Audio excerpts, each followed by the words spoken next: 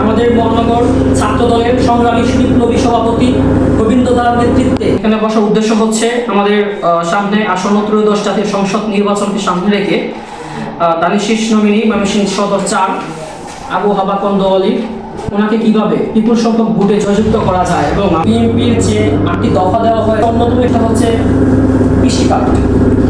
কৃষিকাজের মাধ্যমে কৃষকরা কিভাবে সহযোগিতা পাবে এগুলো আমরা জনগণের কাছে পৌঁছে দিব। তো আমরা যখন কৃষকদের সাথে কথা বলবো সকলেই একটা যে বিষয় মাথায় রাখতে হবে সেটা হচ্ছে কৃষকদের কি উপকার হবে এই কার্ড পেলে সেটা বুঝিয়ে বলতে হবে। যেমন একজন কৃষক যদি আমাদের কৃষিকাজের সেবার অন্তর্ভুক্ত হন তাহলে তাকে ন্যায্য মূল্যে আমরা হচ্ছে বীজগুলো দিতে পারবো, সময় উপযোগী কখন কোন ফসল চাষ করা উচিত সেই ধরনের পরিকল্পনা দিতে পারবো। পাশাপাশি কোন ধরনের কীটনাশক কখন কোন গাছে দিতে হবে সেই পরিকল্পনা আমরা তাদেরকে ঘিরে থাকবো। গাছ বড় হওয়ার পরে দেখা যায় যে অনেক সময় তারা সংরক্ষণের জন্য পণ্যগুলো পচে যায়, তো সেগুলো কীভাবে সংরক্ষণ করা যায় সেই সম্পর্কে আমরা তাদেরকে সহযোগিতা করবো।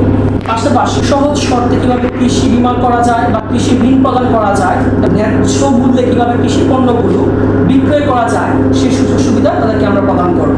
সর্বোপরি আমি বলতে চাই কৃষিকাজ হাতে থাকলে সেবা পাবে সাথে সাথে, অর্থাৎ এরই মধ্য দিয়ে বা এর স্লোগানের মধ্য দিয়ে আমরা কৃষক সমাজকে এগিয়ে নিয়ে যাব দেশ থেকে দেশান্তরে ইনশাআল্লাহ। আমাদের ৮টি দফার প্রথম যে দফাটি আছে ফ্যামিলি কার্ড নিয়ে হচ্ছে এই মুহূর্তে সংক্ষিপ্তভাবে বক্তব্য রাখবেন আমাদের মহানগর ছাত্র দলের কর্মী আব্দুল হাকিম।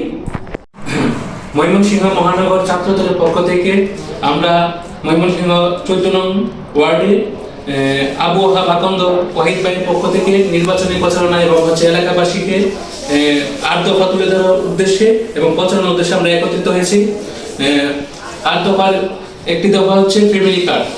একটি মাত্র কার্ডই পরিবারের নিরাপত্তা, নারীদেরকে দরিদ্র বিমোচন, ক্ষুধা মুক্তি এবং হচ্ছে আত্মনির্ভর করে তোলা এবং হচ্ছে স্বাবলম্বী করার জন্যই বিএনপি ফ্যামিলি কার্ডের মাধ্যমে দেওয়া হবে প্রতি মাসে 2 থেকে 2,500 টাকা এবং এর মাধ্যমে নারীদের হচ্ছে কর্মসংস্থানের সৃষ্টি হবে, গৃহস্থের মধ্যে হাঁস মুরগি লালনের মাধ্যমে তারা আত্মনির্ভরশীল হতে পারবে। আমি মোহাম্মদ ফয়সাল শেখ। আমরা আজকে সবাই একত্রিত হয়েছি ময়মনসিংহ মহানগর ছাত্র দল বিএনপির ৮ দফা দাবি নিয়ে। তার মধ্যে একটি হলো ক্রিয়া হলো পেশা পরিবার পড়াশোনা, খেলাধুলাকে পেশা হিসেবে প্রতিষ্ঠা করা, জাতীয় শিক্ষাক্রমে 4র্থ শ্রেণী থেকে খেলাধুলাকে বাধ্যতামূলক করা, নতুন করে স্পোর্টস কর্মসূচির মধ্যে 12 থেকে 14 বছর প্রতিভান ক্রীড়া খেলোয়াড়দের শিক্ষার্থীদের বৃত্তি প্রদান, 64 জেলায় ইনডোর সুবিধা সম্পন্ন স্পোর্টস ভিলেজ নির্মাণ করা, প্রতিটি শিক্ষা প্রতিষ্ঠানে পাঠ পর্যায়ে বিষয়ভিত্তিক ক্রীড়া শিক্ষক নিয়োগ করা, প্রত্যেকটি বিভাগীয় শহরে বিকেএসপি শাখা প্রতিষ্ঠা করা, সকল মহানগর ও দেশের গ্রামের বিভিন্ন অঞ্চলে খেলাধুলা মাঠ স্থাপন করা, দেশে ক্রীড়া সরঞ্জাম ইন্ডাস্ট্রি স্থাপন করা। আসসালামু আলাইকুম। বিসমিল্লাহির রহমানির রহিম। আমি মোহাম্মদ নাজমুল হক আলিমুল।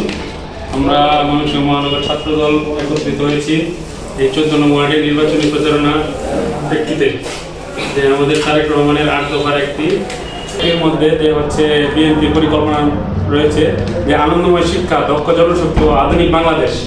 তার মধ্যে রয়েছে ওয়ান ডে বাধ্যতামূলক 3য় ভাষা শিক্ষা, যেটা আমাদের জন্য খুবই গুরুত্বপূর্ণ এবং আমাদের বিশ্বে পরিচিতি পাওয়ার জন্য যে এটা আমাদের খুবই ইম্পর্টেন্ট একটা জিনিস, এটা আমাদের অবশ্যই প্রয়োজন সবার জন্য।